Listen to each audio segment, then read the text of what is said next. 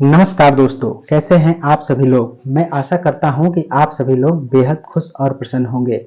दोस्तों, आज के इस वीडियो में हम बात करने वाले हैं रावण के अनुसार स्त्रियों की 8 बुराइयां। दोस्तों, अगर इस वीडियो को आप शुरू से अंत तक देखते हैं तो आपके अपने जीवन के लिए काफी ज्यादा जानकारी वाली बातें मिलेंगी।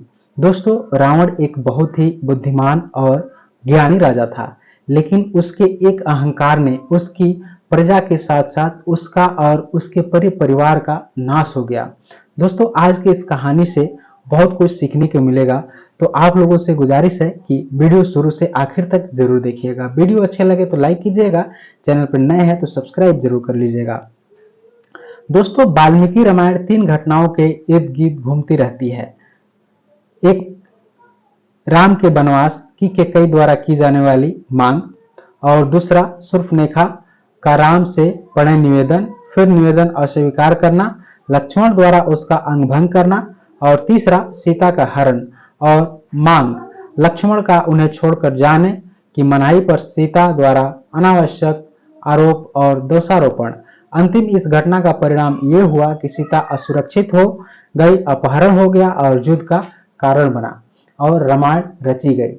वास्तव में ये घटनाएं बहुत ही जीवन की सुखद ढंग से निर्वाह किया जा सकता है। यदि स्त्रियों को ये दुर्गुण न होते तो वे स्वभाव से चंचला न होती।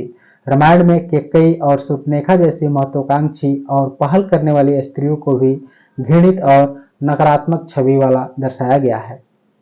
वहीं गोस्वामी तुलसीदास की रामचरितमानस के दोहे के अनुसार सीता को वन से हरण कर ले जाने के बाद रावण ने उन्हें लंका ले गया। जब श्री राम को सीता जी के लंका होने के बारे में पता चला तो उन्होंने लंका का पहुंचने का प्रयास किया और अंत में अपनी वानर सेना के साथ लंका पहुंचने में सफल हुए।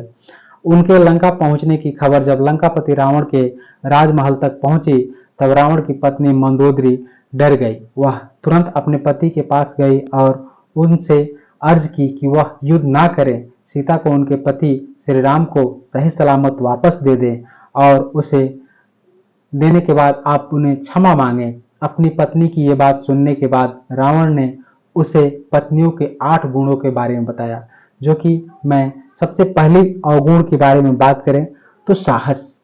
रावण ने कहा था कि महिलाएं साहसी तो होती है लेकिन अक्सर अपने बल का प्रयोग वो गलत जगह करती है। रामचरितमानस में वर्णित दोहे के अनुसार पत्नियों में जो पहला अवगुण पाया जाता है वह है बहुत ज्यादा साहस होना। साहस होना अच्छी बात है, लेकिन रावण के अनुसार स्त्रियां अपने साहस का अमूमन गलत जगह इस्तेमाल कर लेती है। जैसे ही उन्हें अपने से या जैसी वे परिस्थिति की अपेक्षा करती है उससे प्रतिकूल कुछ दिखाई दे तो वे उससे बदलने के लिए साहस के साथ आगे बढ़ती है, और ये वे नहीं समझ पाती कि उनके द्वारा दिखाया गया यह साहस सही है या नहीं। दूसरी बात रावण ने बताई थी झूठ। स्त्रियां अक्सर झूठ बोलती है क्योंकि वो कोमल हृदय वाली होती है, जो कि अक्सर अपनी बातें छुपाने के लिए झूठ बोल देती है और बुराई का कारण बन जाती है। रावण के अनुसार पत्नियों में जो दूसरा अवगुण देखने को मिलता है वह है उनकी निरंतर झूठ बोलने की आदत। ऐसा नहीं है कि वे पल पल झूठ बोलती है, लेकिन वे बातों को छिपाने के लिए अक्सर झूठ का सहारा लेती है। यही सत्य है। पुण्य रामायण काल में मंदोदरी ने भी रावण से कई झूठ बोले। कई बार उसने रावण से कई बातें छिपाई। इतना ही नहीं, युद्ध के दौरान मंदोदरी ने दुश्मन के साथ भी दिया। रावण के अनुसार पत्नियां अक्सर झूठ बोलकर खुद भी फंसती है और अपने पति को भी दुविधा में डालती है, लेकिन सच एक ना एक दिन सामने आ ही जाता है, फिर उनसे इस बात का पछतावा होता है। तीसरी बात बताई थी अस्थिर और चंचला। महिलाएं अस्थिर विचारधारा और चंचल चित्त वाली होती है, इसलिए उनके मन में कोई भी समझ पाना बहुत ही मुश्किल होता है। रावण के अनुसार पत्नियों में पुरुषों की तुलना में अधिक चंचलता होती है। उनका मन कभी भी लंबे समय के लिए एक बात पर नहीं रुक पाता। कुछ ही समय में वे अपने ही कई बात पर मन बदल देती है, जिस कारण से परिस्थितियां अस्थिर हो जाती है और काबू में नहीं आ पाती।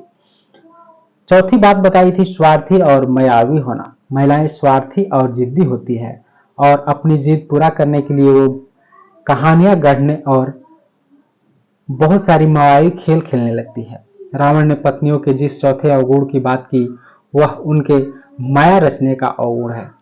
उसके अनुसार यह स्त्रियों का एक कला है जो जानती है कि किस समय क्या करना है ताकि परिस्थिति उनके अनुकूल हो।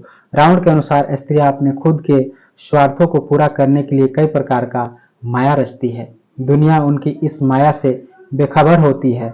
अपना काम सिद्ध कराने के लिए महिलाएं क्या क्या करती हैं इसकी भी चर्चा है कि लंकापति रावण ने रावण की राय में अपनी बात मनवाने के लिए स्त्रियां रूठती है, रुष्ट होने का नाटक करती है, कई बार प्रलोभन भी देती है और साथ ही साथ जब जरूरत पड़े तो कार्य सिद्ध कराने के लिए सामने वाले व्यक्ति को हर तरीके से मनाती भी है, लेकिन अंत में वो अपना काम करवा ही लेती है।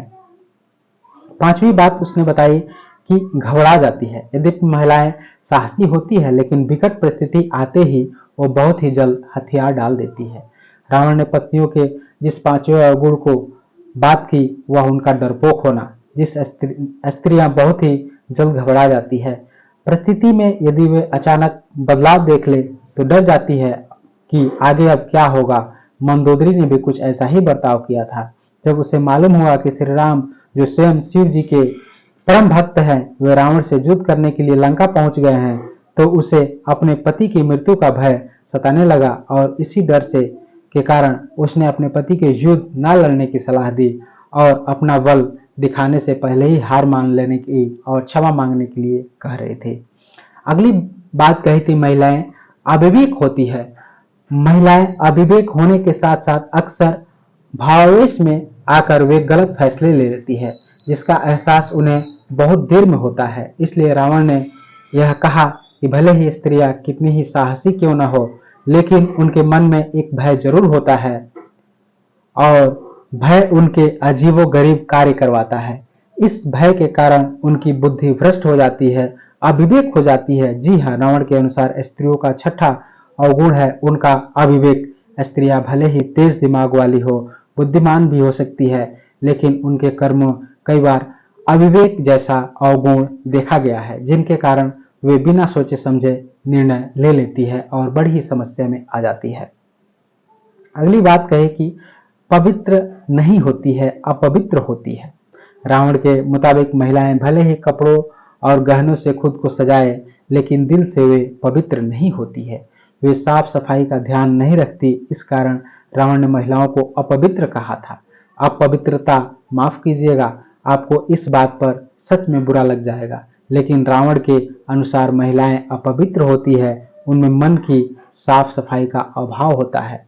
परंतु ये सब उन दिनों की परिस्थिति है लेकिन आज सामाजिक संरचनाओं के आधार पर रचा गया है और धीरे धीरे महिलाएं अपने आप को विकसित कर रही है और नए समाज के तरीके से अपने आप को ढाल रही है। इसमें बहुत कुछ बदलाव हो चुका है।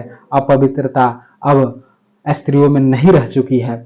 जैसे ही देश का विकास हुआ महिलाएं भी अपने आप को विकास की और इन बताए गए बहुत सारे ऐसे जो टॉपिक्स थे जिसमें काफी ज्यादा बदलाव कर चुकी है। तो दोस्तों ये था आज का वीडियो, आपको कैसा लगा आप हमें कमेंट करके जरूर बताइएगा। धन्यवाद।